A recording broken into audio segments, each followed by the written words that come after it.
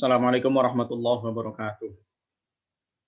Waalaikumsalam warahmatullahi Bismillahirrahmanirrahim. Alhamdulillahirabbil alamin wassalatu wassalamu ala anbiya'i wal mursalin sayyidina maulana Muhammadin shallallahu alaihi wasallam wa ala alihi wa ashabihi ajmain amma ba'du. Pada pertemuan kita yang ketiga ini adalah merupakan tugas presensi dari kelompok 1 ya.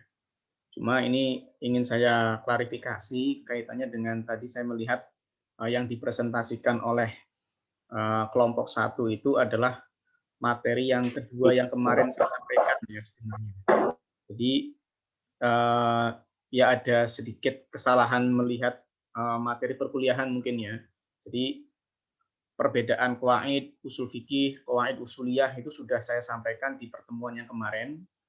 Nah, sekarang itu adalah pertemuan yang ketiga yaitu tentang sejarah pembentukan dan perkembangan qawaid fikih ya. Itu jadi salah materi gitu ya. Materi yang sekarang itu sudah dijelaskan saya di pertemuan yang kedua kemarin. Makanya kan ada pertanyaan-pertanyaan mungkin yang itu sudah saya jelaskan di pertemuan yang kedua kemarin. Kaitannya dengan apa itu qawaid fiqhiyah, apa itu usul fikih, apa qawaid usuliyah, bagaimana cara kerjanya dan lain sebagainya, sudah saya sampaikan di pertemuan yang kedua. Sekarang itu mestinya sejarah pembentukan dan juga perkembangan qawaid fikih sampai sekarang ini. Ya, tapi tidak apa-apa nanti untuk kelompok yang kedua sesuai dengan jadwalnya ya, sesuai dengan jadwal yang ada. Jadi pertemuan yang keempat ya atau minggu depan, pertemuan keempat itu nanti kelompok kedua tetap melanjutkan materi kaidah inti ya. Kaidah inti nanti biar yang kelompok dua kelompok yang satu itu nanti merevisi materinya ya, sejarah pembentukan dan perkembangan qawaid fikih. Untuk yang kelompok 2 sudah sesuai dengan ini ya materi yang ada ya. Jadi silakan dilihat lagi di kontrak belajar atau di RPS ya, sesuaikan dengan pertemuannya ya. Pertemuannya itu kan sudah ada yang nomor ini adalah nomor pertemuan berarti ya 1 2 3 4 5 sampai 7 ini adalah nomor kaitannya dengan pertemuan kita ya. Sehingga tentunya sesuaikan dengan nomornya. Ya, ini kan pertemuan yang ketiga ini berarti ngepas dengan materi sejarah pembentukan dan perkembangan qawaid fikih. Ini berarti kelompok 1. Dan begitu seterusnya nanti kelompok 2. Jadi sesuaikan saja dengan ini, dengan pertemuannya ya, dengan materi yang ada dalam pertemuannya. Sehingga tidak salah ininya. Atau nanti saya tuliskan semua ya nggak apa-apa. Ya, tinggal nanti disesuaikan saja lah gitu ya. Jadi nanti sampai kelompok 5 itu adalah al-qawaid al-khamsah, kaidah yang ketiga itu. Ya, itu kaitannya dengan klarifikasi materi yang disampaikan tadi oleh kelompok yang ke-1. Tidak apa-apa ya, tapi nanti ada revisi untuk kaitannya dengan materi yang akan disampaikan. Oke, kita lanjut pada materi yang kedua, ya, materi yang kedua dalam pertemuan yang ketiga ini, yaitu tentang mengenai sejarah munculnya qawaid fikih dan juga perkembangannya. Ya, sejauh mana nanti perkembangan qawaid fikih ini muncul ya. Pertama kali muncul, terus kemudian bagaimana kemudian perkembangan yang sekarang ini. Oleh karena itu, tentunya untuk mengetahui hal yang seperti ini, kita lari pada kaidah sejarah ya. Bahwa sejarah Islam itu tentunya permulaan mulai sejarahnya adalah pada zaman Nabi. Pada saat Kanjeng Nabi hidup, itu adalah permulaan sejarah dalam Islam. Ya, tentunya permulaan inilah yang akan kita potret terlebih dahulu. Bagaimana kemudian pada zaman Nabi ini menjadi bagian dari sejarah awal mula semua fan ilmu berasal dari sini. Ya, kita potret daripada zaman Nabi dulu. Ya. Kita tahu bahwasanya pada zaman Nabi itu ya berlangsung selama kurang lebih 22 tahun. Ya. Jadi 20 ya kalau digenapkan 23 tahun ya kalau digenapkan. Sebenarnya masih 22 lebih berapa bulan. Tapi kalau digenapkan 23. Nah dari sini kita akan bisa melihat bahwasanya ada dua aspek sejarah yaitu Kanjeng Nabi ketika berdakwah di Makkah dan juga Kanjeng Nabi ketika berdakwah di Madinah ya. Jadi dua tempat inilah yang kemudian kita akan lihat ya sejauh mana kemudian praktek-praktek sejarah keilmuan itu ada pada zaman Nabi. Pada zaman Nabi tentunya semua permasalahan semuanya mengerucut dan semua bisa dicarikan solusinya oleh Nabi. Jadi para sahabat itu bisa langsung menanyakan apapun permasalahan-permasalahan yang ada, baik itu tentang agama ataukah tentang kehidupan sosial dan lain sebagainya, itu semuanya kepada Kanjeng Nabi. Ya, kepada Kanjeng Nabi. Karena inilah yang kemudian menjadi Kanjeng Nabi sebagai istilahnya itu adalah perpustakaan berjalan. Karena semua permasalahan yang dialami oleh para sahabat semuanya ditanyakan kepada Kanjeng Nabi. Tidak perlu jauh-jauh ya, kita bisa gambarkan ketika kita melihat ya sosok kiai di suatu desa, di desa-desa yang biasanya jauh dari perkotaan ya. Kiai itu menjadi menjadi sentral ya, sentral yang menjadi tokoh utama di dalam kehidupan masyarakat di desa itu. Setiap permasalahan yang dialami oleh masyarakat tentunya kiai ini akan dijadikan sebagai arah pertama ya, arah pertama untuk dimintai keterangan, dimintai pendapat, bahkan dimintai solusi. Misalkan ada suami istri yang sudah nikah 10 tahun misalkan.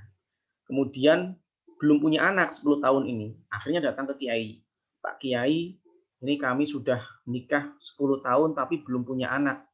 Pripun Pak Kiai? Nah, itu kan sebuah bagaimana kemudian sejarah itu muncul ya, sejarah itu ya karena dari awalnya Nabi memberikan gambaran bahwa Kanjeng Nabi sebagai sentral semua permasalahan para sahabat pada saat itu semuanya berpusat kepada Kanjeng Nabi solusinya ya. Sehingga itu juga dipraktekkan di tengah-tengah masyarakat kita ya, khususnya di pedesaan, bahwa kiai menjadi sentral.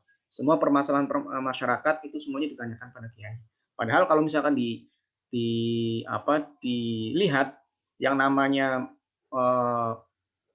tidak punya anak atau kemudian sulit punya anak, itu kan mestinya menanyakan hal itu kepada dokter kandungan, mestinya seperti itu. Tapi kenapa menanyakan kepada kiai? Nah, disinilah peran sentral kiai sebagai memberikan perubahan sosial di masyarakat itu sangat luar biasa, sebagaimana pada zaman Nabi.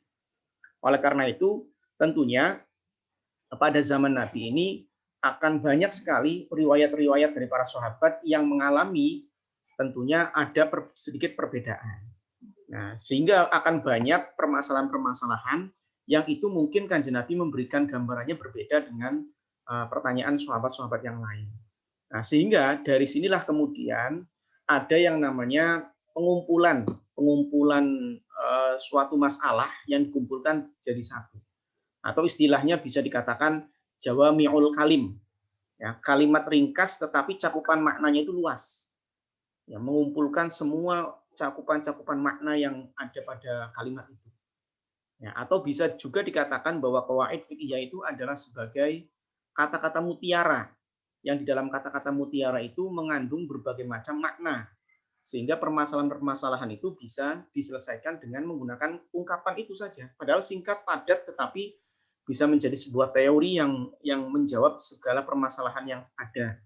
Itu adalah qawaid fikih dan itu sudah ada pada zaman Nabi. Bahkan Kanjeng Nabi banyak sekali ya ungkapan-ungkapan hadisnya itu sangat padat, sangat singkat tetapi penuh makna. Contoh misalkan, min husni islamil mar'i tarkuhu ma la ya'nihi. Di antara baik Islamnya seseorang adalah meninggalkan sesuatu yang tidak bermanfaat. Wah, itu kan kaidah itu jadinya. Ya. Ucapan yang disampaikan oleh Kanjeng Nabi itu adalah sebuah kaidah. Ya, kaidah yang ketika menjadi barometer orang muslim itu baik, orang muslim itu adalah yang sempurna adalah ketika dia konsisten dalam kehidupannya untuk meninggalkan segala sesuatu yang tidak baik. Ya, tarkuhu malayaknihi, meninggalkan segala sesuatu yang tidak ada manfaatnya. Nah, kalau kita tarik dalam hukum misalkan, kita syarahi ya, kita maknai lebih jauh ini. Sesuatu yang tidak bermanfaat itu kalau dalam hukum tentunya misalkan itu ada hukum haram. Jelas haram itu tidak bermanfaat. Ya. Sehingga orang yang baik Islamnya adalah orang yang menghindari keharaman. Karena tidak memiliki manfaat, tidak memiliki makna. Atau kemudian turun lagi makruh. Ya, makruh itu ya mungkin ada manfaatnya tapi sedikit, banyak madorotnya, banyak tidak baiknya, misalkan seperti itu. Ini juga menjadi bagian dari malayaknihi, sesuatu yang tidak memiliki manfaat. Dan orang Islam yang baik adalah orang Islam yang tidak melakukan sesuatu yang tidak bermanfaat, meninggalkan sesuatu yang tidak bermanfaat itu. Ini kan bisa digambarkan seperti itu. Atau kemudian sesuatu yang sebenarnya mubah, sebenarnya itu boleh, boleh saja. Tetapi satu sisi dia akan semakin berlebihan, itu akan semakin buruk. Makanya kan misalkan kulu washrobu wala tusrifu. Makanlah, minumlah silakan, mau makan, mau minum silakan. Ya, tetapi wala tusrifu, jangan berlebihan. Ya, makan jangan terlalu banyak, minum jangan terlalu banyak, dan lain sebagainya. Itu kan berarti menandakan bahwa awalnya mubah, tetapi bisa kemudian menjadi sesuatu yang tidak bermanfaat ketika makanan itu berlebihan dan lain sebagainya. Padahal makanan itu adalah merupakan asupan gizi, ya tentunya. Ketika orang pengen sehat, ketika orang pengen kuat, ibadahnya dan lain sebagainya, tentunya harus diisi perutnya, makan. Tetapi kalau makanannya terlalu banyak, mubazir kan gitu. Nah, disinilah kemudian apa yang semua disampaikan oleh Nabi, ya, disampaikan oleh hadis, ya. Hadis ini kan nanti bisa cakupannya hadis fi'li, hadis qauli, hadis takriri, gitu ya. Itu adalah merupakan bagian dari apa yang disampaikan atau kaidah-kaidah yang disampaikan oleh Kanjeng Nabi dalam pelaksanaan kehidupan masyarakat pada saat itu. Ya. Dan banyak sekali hadis-hadisnya singkat padat yang disampaikan oleh Nabi, tapi maknanya bisa luar biasa. Bisa mencakup berbagai macam permasalahan. Itulah ciri kaidah. Jadi kaidah itu kan kemarin saya sampaikan, ada permasalahan begitu banyaknya di tengah-tengah masyarakat, masalah-masalah fikih, terus kemudian ada titik kesamaannya. Nah, dari titik-titik kesamaan ini, itu akan digabungkan menjadi satu dalam satu wadah. Nah, setelah tergabung, maka kemudian dimunculkan sebuah kaidah umum yang itu bisa berlaku untuk semua anggota-anggota yang ada di dalam wadah itu. Ya, inilah yang kemarin saya sampaikan ya kaitannya dengan gambaran qawaid fikih. Nah, termasuk juga hadis-hadis Nabi walaupun itu sedikit, singkat, padat, tapi jawami'ul kalim, ya, mengumpulkan kata-katanya ringkas, kalimatnya ringkas sekali, tapi cakupan maknanya sangat luas, sehingga dengan menggunakan hadis itu kita bisa menggambarkan bagaimana pola ideal masyarakat Muslim itu seperti apa melalui kaitannya dengan hadis tadi.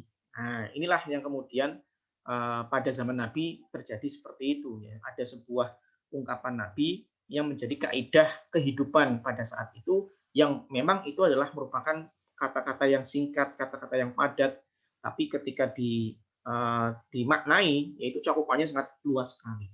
Itu pada zaman Nabi.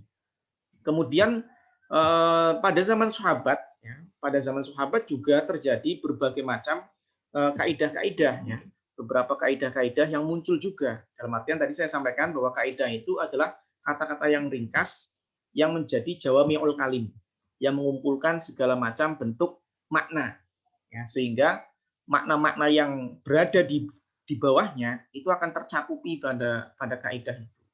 Para sahabat juga dapat membentuk kaidah fikih, ya, karena satu sisi para sahabat ini ada dua keutamaan. Pertama, mereka adalah muridnya Kanjeng Nabi, langsung diajari oleh Kanjeng Nabi, dan mereka tahu situasi pada saat wahyu itu turun.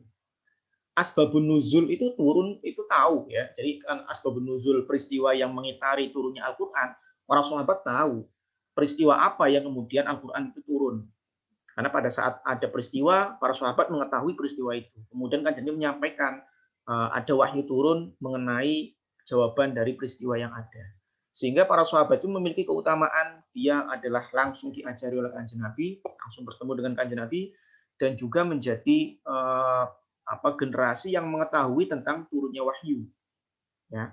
Dan kadang juga wahyu itu berkenaan dengan mereka, dengan status mereka atau permasalahan yang mereka alami dan begitu seterusnya. Nah, sehingga dari situ para sahabat tentunya memiliki berbagai macam pernyataan-pernyataan singkat padat yang itu bisa dimaknai secara luas. Nah, itulah yang kemudian dikatakan jawami'ul kalim tadi ya. Kalimatnya ringkas, padat, tetapi kalau dijabarkan maknanya itu sangat luas sekali. Nah, sehingga misalkan contoh, ini ada pernyataan Sahabat Umar ya, Sahabat Umar bin Khattab misalkan. Ini diriwayatkan dalam kitab Sahih Bukhari ya. Maqati'ul hukuk inda syurut. Ini singkat, padat, tetapi penuh makna. Penerimaan hak berdasarkan kepada syarat-syaratnya. Ya. Seseorang dapat mendapatkan haknya ketika dia sudah memenuhi syarat-syaratnya. Ya. Mahasiswa mendapatkan hak untuk mendapatkan ijazah, ya tentunya berdasarkan setelah memenuhi syarat-syaratnya. Kayak misalkan sudah selesai mengambil mata kuliah berapa SKS gitu ya.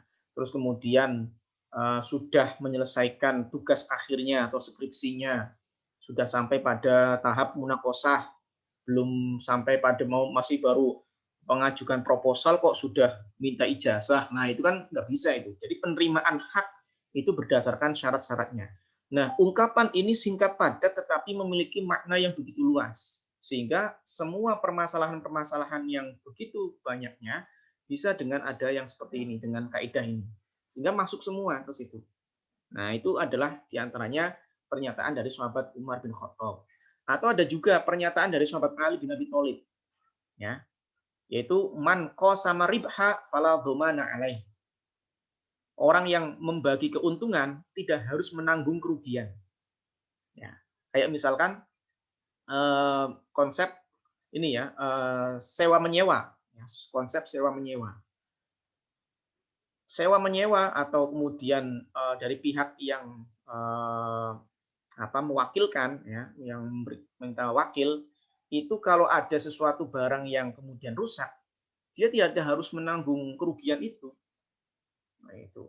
Ini kan permasalahan-permasalahan yang ada dalam transaksi-transaksi ya. Jadi tidak ada menanggung kerugian. Kenapa? Karena orang itu memberikan keuntungan di awal ya. Di awal transaksi itu sudah ada kaitannya dengan ketentuan ada pembagian keuntungan.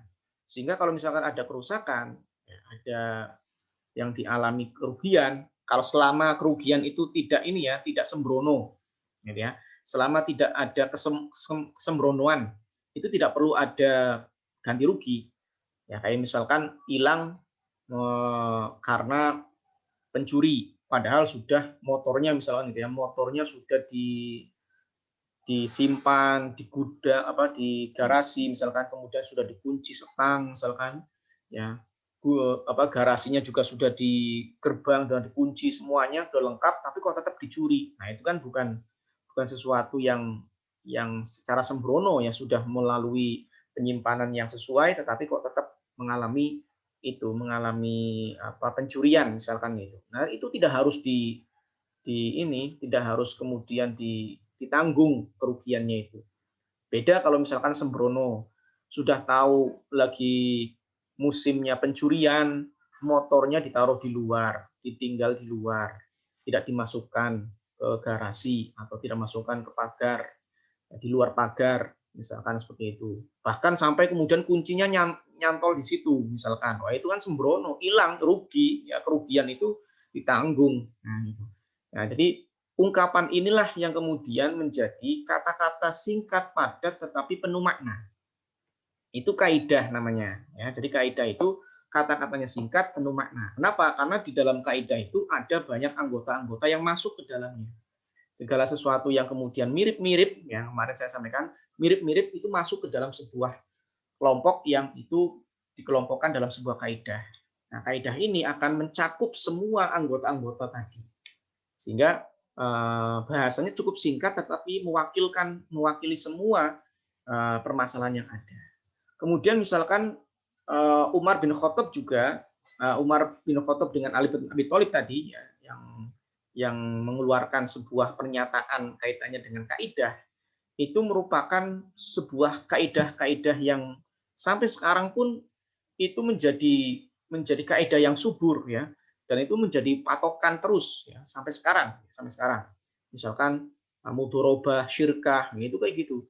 Ya, mudharabah kemudian syirkah itu menjadi bagian dari adanya tadi yang keuntungan yang orang yang saling membagi keuntungan kok ada kerugian yang ya ditanggung bersama, tidak harus kemudian menanggung kerugian.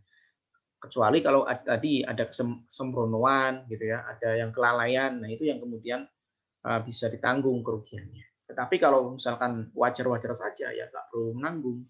Nah, gitu. Kayak sewa menyewa misalkan, sewa mobil untuk dibawa ke Jogja. Nah mobilnya Avanza. Loh kok dinaiki 10 orang misalkan kayak gitu. Bannya rusak, meledos, tidak hanya meledos, terus kemudian patah dan lain sebagainya. Nah itu kan harus ganti rugi. Kenapa? Karena sembrono. Udah tahu mobilnya Avanza kok dimasuki 10 orang, berat bobotnya pun gemuk-gemuk ya sudah gitu. Itu berarti namanya sembrono namanya. Tapi kalau misalkan cuma standarnya berapa misalkan Avanza ya 6 atau 7 lah gitu ya. 7 orang ya dengan bawaannya sederhana gitu ya. Ya itu kemudian rusak. Ya itu kan rusaknya bukan karena kesembronoan, tidak perlu ditanggung kerugiannya. Nah, itu adalah kaidah yang pada para sahabat juga memiliki beberapa kaidah ya, yang ketentuannya itu bisa menyeluruh pada seluruh permasalahan. Kemudian juga pada masa tabi'in atau tabiat tabi'in juga sama ya. Misalkan Abu Yusuf ya, mengeluarkan sebuah kaidah, misalkan harta setiap orang yang meninggal yang tidak memiliki ahli waris diserahkan semuanya ke Baitul Mal. Nah, gitu. Jadi kaidah ini. Jadi orang yang meninggal dunia itu kan memiliki tirkah, harta peninggalan setelah meninggal dunia itu ada tirkah, ada harta peninggalan. Yang kalau memiliki ahli waris, maka ahli waris yang mendapatkan warisan. Tetapi kalau ahli warisnya tidak ada, maka itu diserahkan ke Baitul Mal. Nah, ini kan sebuah kaidah ini. Atau Imam Syafi'i misalkan. Ini tabi'in ya. Salah satu kaidah yang disampaikan misalkan sesuatu yang dibolehkan dalam keadaan terpaksa adalah tidak diperbolehkan ketika tidak terpaksa. Darurat gitu ya. Sesuatu yang karena terpaksa itu tidak bisa kemudian diperbolehkan pada saat tidak terpaksa. Ya, pada hal yang biasa saja. Kayak misalkan makan bangkai itu boleh loh ketika terpaksa darurat misalkan gitu ya. Kalau tidak makan bangkai itu hidupnya mati. Hidupnya tidak akan lama misalkan atau kematian itu akan datang. Karena saking laparnya dia harus dimasuki makanan tetapi nggak ada makanan sama sekali nggak ada makanan. Yang ada hanya bangkai misalkan gitu. Maka itu kan berarti keadaan terpaksa. Boleh. Tetapi kalau sudah biasa, sudah ada banyak makanan, sudah dalam kondisi biasa, sesuatu yang tadi dibolehkan dalam keadaan terpaksa akan tidak boleh lagi. Ini kan sebuah kaidah ini. Dan semua hal yang kemudian boleh pada kondisi terpaksa tidak diperbolehkan dalam kondisi yang tidak terpaksa. Nah, Imam Syafi'i. Kemudian Imam Ahmad bin Hambal misalkan. Ada sebuah kaidah yang disampaikan, kullu ma jaza fihil bai' tajuzu fihil hibah wa shadaqah wa rohn. Setiap yang dibolehkan untuk dijual, maka boleh untuk dihibahkan dan digadaikan. Ini juga kaidah pada zaman-zaman tabi'in dan juga tabi'in tabi'in. Ini ungkapan-ungkapan yang sederhana, singkat, padat, tetapi punya makna luas. Dan kalau kemudian ada permasalahan, bisa disangkut pautkan dengan kaidah itu sebagai jawabannya, sebagai solusinya. Kemudian fase pembukuan. Awal mula kaidah fikih itu menjadi sebuah disiplin ilmu secara tersendiri atau menjadi independen, ya, menjadi sebuah ilmu sendiri, dan kemudian terjadi pada pembukuan pada abad yang keempat, ya, pada abad keempat Hijriah. Kalau Imam Syafi'i itu kan abad kedua dan awal ketiga ya, abad yang kedua, pertengahan abad kedua sampai awal abad ketiga Imam Syafi'i. Karena lahir tahun 150 Hijriah sampai 202 Hijriah. Berarti kan masuk berada di tengah-tengah abad kedua dan memasuki awal abad yang ketiga. Nah, kalau pembukuannya itu terjadi pada abad yang keempat Hijriah dan terus berlanjut pada masa saat ini. Nah, bisa jadi pada saat ini bisa dibuatkan kaidah, termasuk misalkan kaidah-kaidah fikih yang berkaitan dengan kebangsaan. Ya, bisa dibikinkan kaidah. Kayak misalkan Pancasila itu ya. Pancasila kalau kemudian ada ulama yang bisa membikinkan kaidahnya bisa. Karena kan di dalam Pancasila setiap silanya kan ada butir-butirnya ya. Dan itu ada praktek-praktek dalam kehidupan masyarakatnya. Bisa itu dibikinkan sebuah kaidah. Kalau misalkan ada yang mau untuk merangkaikan kata-kata yang dalam bahasa Arab misalkan gitu. Kemudian kecenderungan taklid mulai tampak dan semangat ijtihad telah melemah karena saat itu fikih mengalami kemajuan yang begitu pesat. Ya, sehingga disinilah kemudian pembukuan qawaid fikih menjadi alternatif lain ya, sebagai semangat untuk mempertahankan ilmu pada saat itu karena ijtihad sudah mulai melemah ya, semangat ijtihad sudah mulai melemah. Kenapa? Karena fikih sudah begitu pesatnya. Para imam mazhab sudah banyak pengikutnya sehingga tidak perlu kemudian banyak ijtihad ya. Mereka sudah semuanya taklid sampai sekarang ini ya. Tapi kemudian ada yang taklid buta, ada yang tidak buta. Kayak misalkan Imam Ghazali taklid kepada Imam Syafi'i, tetapi yang tidak buta. Maksudnya tidak buta itu ya punya keilmuan tersendiri, punya wawasan yang dalam dirinya itu layak kalau misalkan kemudian ditempatkan pada posisi mujtahid. Kemudian ulama pada saat itu merasa puas dengan perkembangan yang telah dicapai oleh fikih. Ya. Pembukaan fikih dengan mencantumkan dalil beserta perbedaan-perbedaan pendapat yang terjadi di antara mazhab sepertinya telah memuaskan mereka, para ulama, sehingga tidak ada pilihan lain bagi generasi setelahnya untuk semuanya merujuk pada pendapat-pendapat mazhab itu ya, dalam memutuskan dan menjawab persoalan-persoalan yang muncul yang baru-baru. Ketika hukum furu' dan fatwa para ulama semakin berkembang seiring dengan semakin banyaknya persoalan yang dihadapi oleh di tengah-tengah masyarakat, para ulama kemudian mempunyai inisiatif ini gimana kalau kemudian kaidah dibikin atau dobit yang dibikin, sebuah ungkapan-ungkapan yang bisa meringkas ya dari berbagai macam begitu banyaknya masalah-masalah fikih ya, permasalahan-permasalahan yang terjadi di tengah-tengah masyarakat, gimana kalau kemudian dibikinkan sebuah kaidah saja, biar ringkas, biar padat, yang kemudian masing-masing orang ya, masing-masing umat Islam itu bisa menggunakan kaidah tadi tentunya. Kemudian selanjutnya kaitannya dengan metodologi penyusunannya, penyusunan qawaid fikih itu seperti apa? Metodologi ulama dalam penyusunan qawaid fikih itu tidak hanya berdasarkan satu metode saja, metodologi saja. Terdapat berbagai macam metodologi penyusunan. Nah, di antaranya misalkan penyusunan sesuai dengan huruf hijaiyah. Seperti ini ya, seperti kamus gitu ya. Seperti kamus. Jadi ada penyusunan gimana kalau misalkan kaidah ini kalau huruf awalnya apa, itu yang pertama posisinya. Jadi bukan ini ya, bukan menggunakan bab-bab misalkan gitu ya. Bukan dari awal dulu dan begitu seterusnya. Kita pakai yang ini saja, pakai yang huruf saja. Kalau misalkan huruf pertamanya alif atau hamzah, ya utamakan itu di awal. Kemudian kalau pertamanya ba, ya berarti ba yang urutannya kedua dan begitu seterusnya. Seperti kamus lah ya. Kamus itu kan berdasarkan huruf hijaiyah, berdasarkan huruf abjad ya. Kemudian penyusunan sesuai dengan subjek pembahasannya. Kayak misalkan bab toharoh, masukkan di awal. Ya, biasanya kan fikih-fikih, kitab-kitab fikih itu kan pertama kali dibahas adalah tentang toharoh. Ya. Tidak ada kitab-kitab fikih yang pertama kali membahas tentang haji, itu enggak ada. Ya. Kenapa? Karena sesuai dengan kajiannya, gitu ya, haji keberapa. Gitu. Apalagi kalau kemudian dikaitkan dengan rukun Islam, rukun iman, itu kan tentunya sesuai dengan urutan-urutan masing-masing. Ya. Sehingga disitulah kemudian kaidah berdasarkan tentang toharoh, kaidah tentang sholat, kaidah fikih tentang zakat, misalkan kaidah fikih tentang puasa dan begitu seterusnya. Penyusunannya sesuai dengan bab-bab dalam fikih, mengikuti yang fikih. Kalau fikihnya babnya pertamanya apa, ikuti. Kemudian mengumpulkan kaidah-kaidah tidak secara urut, tidak secara urut. Pokoknya yang penting kaidah kumpulkan jadi satu ya sudah, gitu. Dibukukan saja. Nah, ini beberapa metode-metode pengumpulannya, pengumpulan kaidahnya dibikinkan seperti itu penyusunannya, konsep penyusunannya. Makanya tidak heran kalau kemudian berbagai macam kitab mungkin tentang kaidah atau tentang fikih itu tidak sama ya, karena menggunakan beberapa metode-metode yang seperti ini. Kayak misalkan kitab Fathul Qorib dengan kitab Fathul Mu'in beda ya. Kalau di Fathul Qorib itu ada bab-babnya, di Fathul Mu'in itu mengalir begitu saja.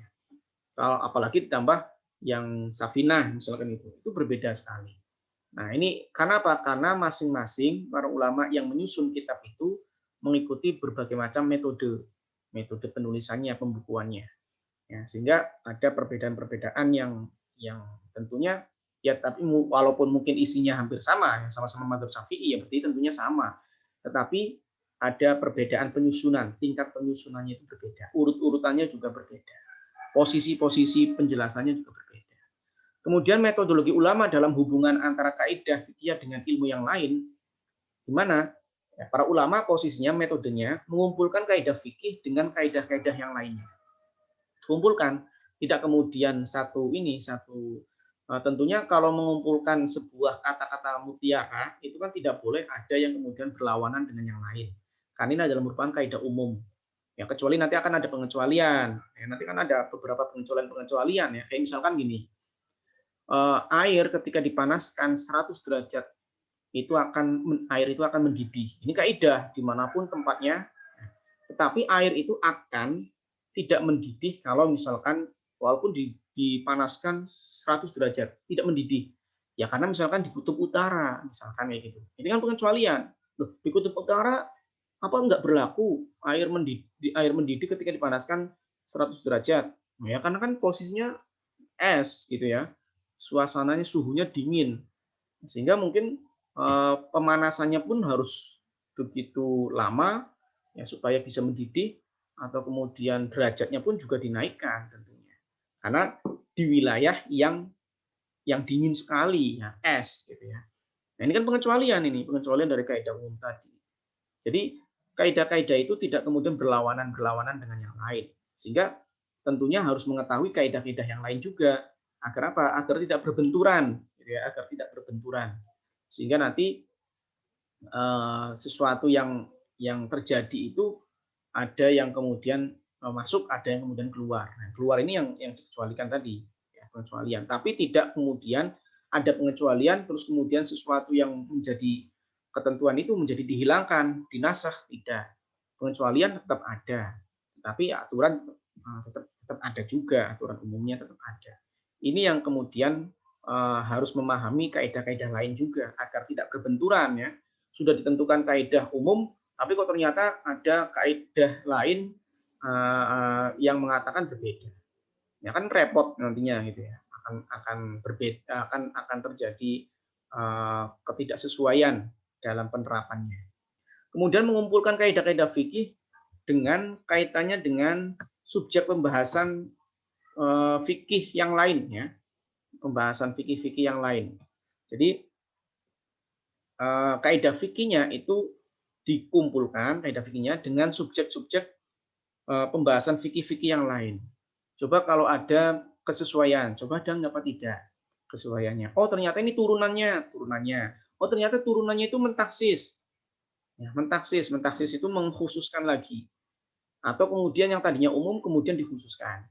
Atau yang tadinya mutlak kemudian dikoyidi. Dan begitu seterusnya. Itu adalah menggunakan beberapa pembahasan fikih-fikih yang lain. Sehingga apa? Nanti begitu pembukuan itu akan jelas, akan menjadi sesuatu yang tidak mengganggu kaidah umum yang lain, gitu ya, atau tidak mengganggu keilmuan yang lain, sehingga sesuai dengan dengan kaidah umum dalam kaidah fikih itu, sehingga sesuatu yang masuk ke dalamnya itu sangat pas ya, dan tidak kemudian menyalahi aturan, bahasanya seperti itu, sehingga tidak ada yang kemudian bertentangan. Yang paling ada hanya mungkin pentaksisan atau kemudian ada pengecualian kayak gitu. Ya, karena selalu akan ada setiap aturan, setiap ketentuan itu pasti akan ada sesuatu yang keluar atau sesuatu yang dikecualikan, gitu ya. Kayak misalkan aturan sholat itu berdiri, ya, tetapi kok ternyata ada orang yang kesulitan berdiri, ya duduk akhirnya. Bukan kemudian aturan berdiri itu menjadi melemah, tidak, ya, tidak melemah, tetap kuat bahwa wajib itu bahwa peraturan wajib berdiri itu adalah merupakan sesuatu yang harus ada. Oleh karena itu disinilah kemudian pengecualian-pengecualian itu menjadi sesuatu yang harus ada ketika sebuah ketentuan atau kaidah itu menjadi sesuatu yang nyata ya, sesuatu yang bisa dipraktekkan di situ. Mungkin itu ya yang dapat saya sampaikan. Jadi pertanyaan-pertanyaan yang tadi disampaikan di WA group oleh beberapa teman-teman itu itu hampir semuanya sudah terjawab pada pertemuan yang kemarin.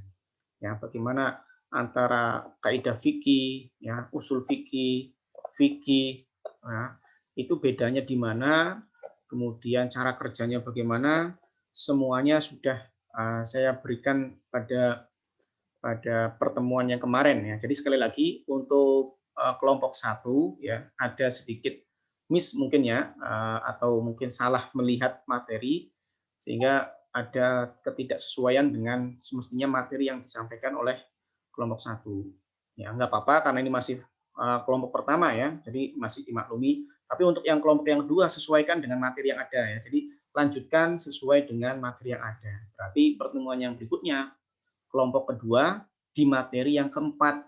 Ya, materi pertemuan yang keempat di materi yang ketiga maksud saya. Jadi sesuaikan dengan di RPS atau sesuaikan dengan yang di kontrak belajar itu. Ya, mungkin itu yang dapat saya sampaikan. Tidak perlu kemudian ada pertanyaan lagi karena sudah di WA grup ya. Dan itu pertanyaan itu sudah terjawab pada pertemuan-pertemuan yang kemarin. Mungkin itu yang dapat disampaikan. Kita tutup perkuliahan kita dengan membaca hamdalah. Alhamdulillahirabbil alamin. Ya, terima kasih. Assalamualaikum warahmatullahi wabarakatuh. Waalaikumsalam warahmatullahi wabarakatuh. Sebelumnya mohon maaf Pak. Waalaikumsalam. Sebelumnya mohon maaf Pak. Saya Khafifah Solano Valia Hanif, PC Matkul Qawaid Fiqhiyah. Mengenai kesalahan materi, memang sekarang pertemuan ketiga, tapi untuk pertemuan pertama hanya pengenalan SKS dan kontrak belajar, dan di Google Classroom